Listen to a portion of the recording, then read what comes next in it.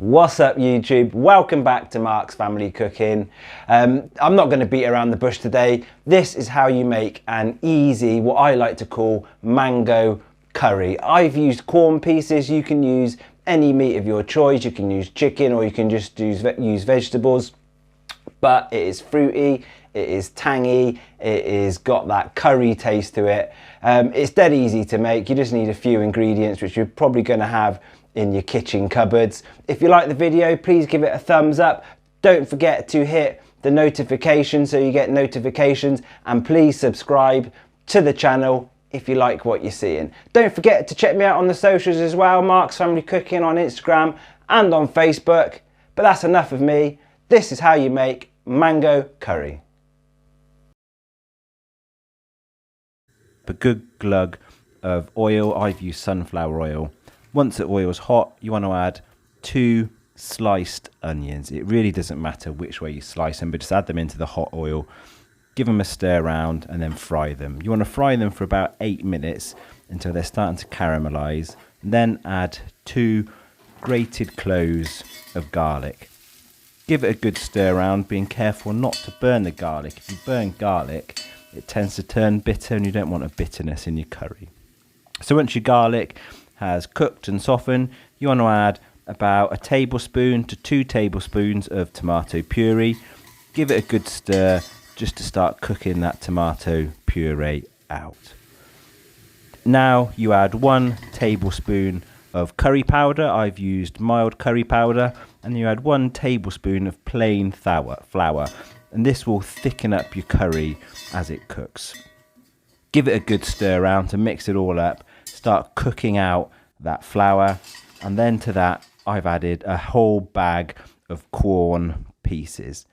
Give it a good stir around to mix up, and this is where you add that fruitiness and that tanginess.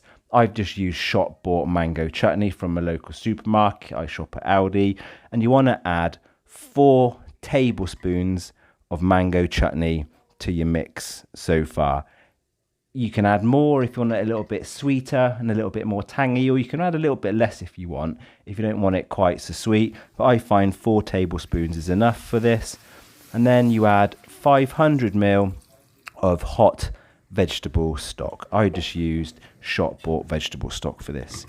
Give everything a good mix round. Make sure your chicken, or sorry, in this case your Quorn pieces, are well coated. Add in a couple of grinds of black pepper, and again you want to mix that in.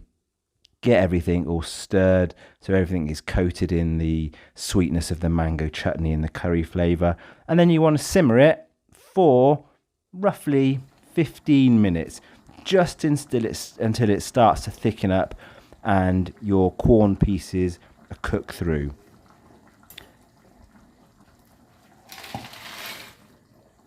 And add a cupful of frozen peas. Give these a stir around, and you just want to leave these to bubble away for around 2 to 3 minutes just to cook the peas out. Really as simple as that. Once they've cooked out, your mango curry is done. You're going to have lovely tender pieces of Quorn, baked chicken, and you're going to have a nice sticky fruity sauce. I've just served this up with plain boiled rice, a couple of spoonfuls, and there you have it. That is how you make a mango curry. My wife, my kids absolutely love this, and as you can see, it just uses a few standard ingredients which you'll have in your freezer or in your store cupboard. If you like it, please give it a thumbs up. If you do try it, let me know how it goes in the comment sections below. Thanks for watching the video. Hopefully see you again soon. See you later.